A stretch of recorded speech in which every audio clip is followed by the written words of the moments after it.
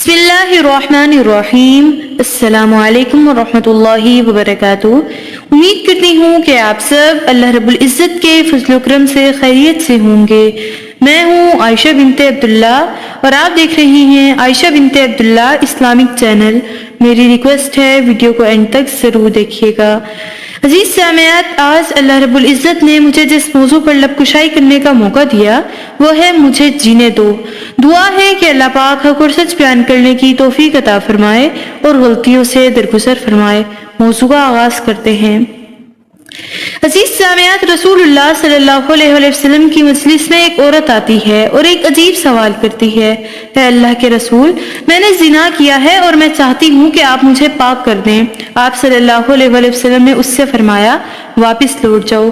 वो अगले दिन फिर आ गई और आप सल्लल्लाहु अलैहि वसल्लम के पास जिना का इतराफ किया और कहा, ऐ अल्लाह के रसूल, मैंने जिना किया है और मैं चाहती हूँ कि आप मुझे पाक कर दें। आप सल्लल्लाहु अलैहि वसल्लम ने फरमाया, तू वापस चली जा।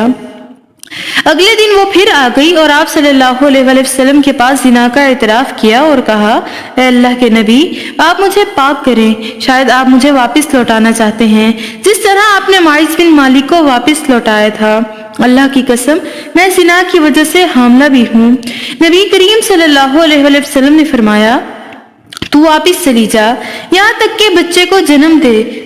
बस जब उसने बच्चे को जन्म दिया तो बच्चा उठाए हुए आई और कहने लगी, ऐ अल्लाह के नबी, मैंने बच्चा जन्म दिया है। आप सल्लल्लाहु अलैहि वसल्लम ने फरमाया, तू वापस चली जा, इसे दूध पिला, यहाँ तक कि इसका दूध छुड़ा दे।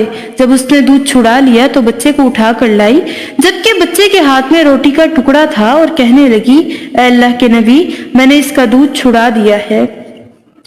आप सल्लल्लाहु अलैहि वसल्लम ने बच्चे के मुतालिक हुक्म दिया कि इसे एक मुसलमान आदमी के सुपुर्द कर दिया जाए और इस औरत के मुतालिक हुक्म दिया कि इसके लिए एक घड़ा खोदा जाए और सीने तक जमीन में गाड़ दिया जाए। फिर लोगों को हुक्म दिया कि इसको संसार कर दो।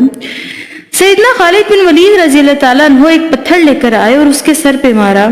जब इससे उनके रुखसार पर खून के छींटे पड़े तो उन्होंने इसे बुरा भला कहा। तो आप सल्लल्लाहु अलैहि वसल्लम ने फरमाया, खालिद, बाज आ जाओ, इसे गाली न दो। उस जात की कसम जिसके कब्जे में मेरी जान है, इसने ऐसी तौबा की है कि अगर नाजायज महसूल लेने वाला भी ऐसी तौबा करे तो उसे भी बख्श दिया जाएगा। फिर आप सल्लल्लाहु अलैहि वसल्लम के हुक्म के मुताबिक उसकी नमाज जनाजा पढ़ी गई और दफन कर दिया गया। हजरत उमर रज़ी अल्लाह ताला अन्हु कहने लगे, अल्लाह के रसूल, हम इसकी नमाज जनाजा पढ़ें हालांकि इसने जिना किया है। आप सल्लल्लाहु अलैहि वसल्लम ने फरमाया, कसम है उस जात की जिसके कब्जे में मेरी जान है, इसने ऐसी तौबा की है कि अगर वो अहले मदीना के 70 आदमियों में तकसीम कर दी जाए तो उन्हें काफी होगी। क्या तुम इससे बेहतर कोई बात पाओगे कि उसने अपनी जान तक कुर्बान कर दी। अजीज सामियात, मैं जो बात आपके सामने रखना चाहती हूँ उस बच्चे के हवाले से है जिसकी जिंदगी के लिए आप सल्लल्लाहु अलैहि वसल्लम ने कितना इंतजार किया। आप सल्लल्लाहु अलैहि वसल्लम को उस औरत से रुख फेर लेना, फिर आप सल्लल्लाहु अलैहि वसल्लम को उससे ये कहना कि बच्चे की पैदाइश के बाद आना, फिर जब वो पैदाइश के बाद आई तो उससे कहना कि दूध पिलाओ, फिर उसके बाद आना। ये सब क्या है? ये सब बच्चे का हक है जो आप सल्लल्लाहु अलैहि वसल्लम ने अपनी रहमत की वजह से दिलवाया। अजीज सामियात, बच्चा माँ की तरफ मंसूब होता है जब बाप का पता ना हो, लेकिन उस बच्चे पर कोई उंगली नहीं उठा सकता। उसे भी इसी तरह से जीने का हक है जैसे दूसरे बच्चों को है। जो कसूर माँ बाप ने किया हो उसका इल्जाम बच्चे पर नहीं लगाया जा सकता। एक ऐसे बच्चे की जिंदगी की हिफाजत के लिए जनाब मोहम्मद रसूलुल्लाह सल्लल्लाहु अलैहि वसल्लम ने कैसा अजीम इंतजाम और एहतमाम किया। आज कचरे के ढेरों पर पड़े बच्चे, जिंदगी के लिए फरियाद करते बच्चे, अपनी ही माओं के हाथों जिंदगी खो देने वाले बच्चे, इन बच्चों के लिए पड़े झूले हमें ये बताते हैं कि बच्चों के लिए वो रहमत, वो मोहब्बत, वो हमदर्दी मफकूद है। कहाँ से आते हैं ये बच्चे कूड़े के ढेर पर, क्यों चले जाते हैं ये बच्चे? कौन है जो इनको जिंदगी से महरूम करना चाहता है? इन बेकसूरों को जीने का हक क्यों नहीं देते जिनकी जिंदगी अमानत है। अजीज सामियात, अब्दुल सत्तार इतनी रहम दिल इंसान थे। उन्होंने ऐसे बच्चों के लिए लोगों को तवज्जो दिलाई कि उनको झूले में डाल दो, उनको कत्ल न करो, उनको मारो नहीं, पाल नहीं सकते तो झूले में डाल दो। इन बच्चों के आदाद शुमार के हवाले से अगर हम देखना चाहें तो बल्किस विधि हमें बताती हैं कि तकरीबन एक साल में 365 بچے جھولوں میں ڈالے جاتے ہیں، جن میں زیادہ تر زندگی سے ہاتھ دھو بیٹھتے ہیں۔ نہ خاندان قبول کرے، نہ ماں باپ قبول کرے، نہ معاشرہ قبول کرے۔ کیسی ہے یہ زندگی؟ کیسے زندگی سے محروم ہو جاتے ہیں یہ بچے۔